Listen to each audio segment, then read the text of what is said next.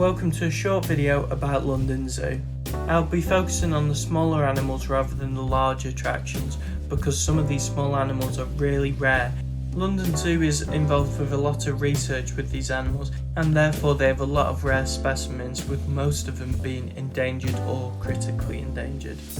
Just like this Fiji banded iguana here. One of my favourite animals here was the brightly coloured caiman lizard. This lizard looked a lot like a crocodile, as you can see with the scoots on its back, which is how they got their name. Whilst we were at the zoo we saw Gila monsters. These are one of only 2 venomous lizards in the entire world, and they live in the southwest of the US. They were quite feisty and tried to bite their own keeper. They were quite happy though when they had their mice and chicks to chew on. Unlike other venomous creatures, the Gila monster will actually chew its prey, which increases the potency of its venom, as the venom can penetrate the deeper tissues of the victim.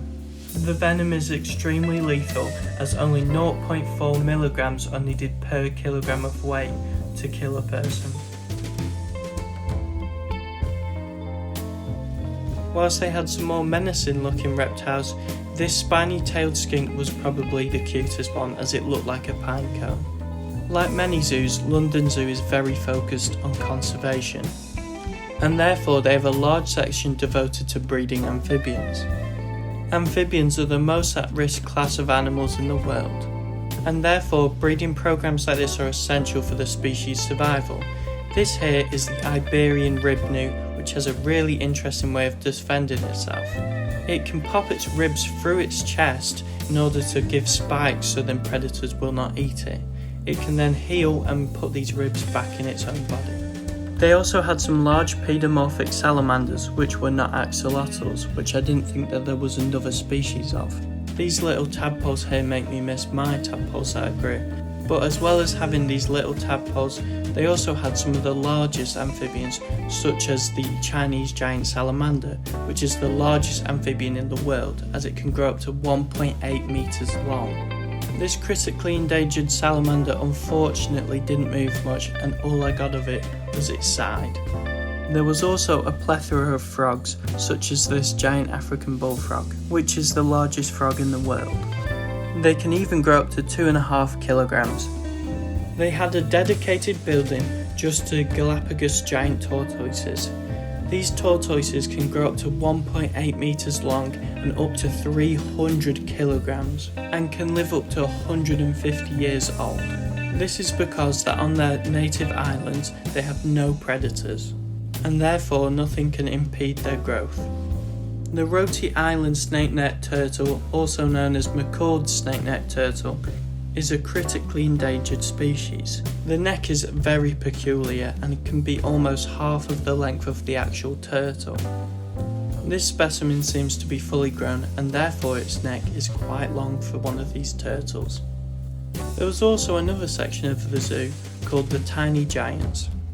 Despite being mainly filled with invertebrates, these were the largest of each variety, as well as having some oddballs in there as well, such as the vinegarine, which is a type of arachnid that can actually spray vinegar out of its abdomen. This eats away at exoskeletons of other invertebrates. Watch out arachnophobes, this was a walk-in spider enclosure.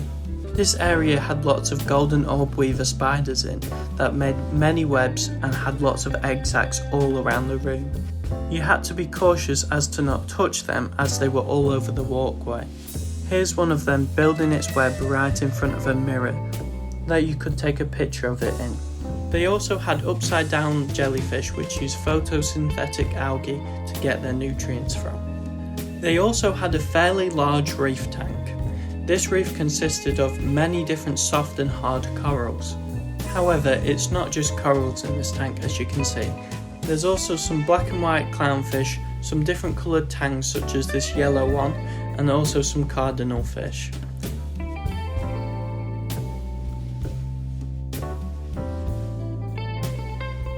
And not to forget these adorable little yellow and white wrasse. Here's a few clips of my favourite larger animals as well. First of all, there's just a quick clip from this Humboldt penguin. My favourite animal was this sleepy tamandua, which is an arboreal species of anteater. It was in a free roam exhibit with some sloths, and it seemed to be very good friends with these sloths. There was also a baby sloth that was asleep upside down. If you've ever seen an anteater or a tamandua before, you might wonder how they walk because they have such sharp claws. The answer to this is they actually walk on the sides of their feet. Some farmers actually use these animals as a biological form of pest control. There were 2 incredibly noisy otters later on in the zoo. As much as they were very cute, they were constantly moaning.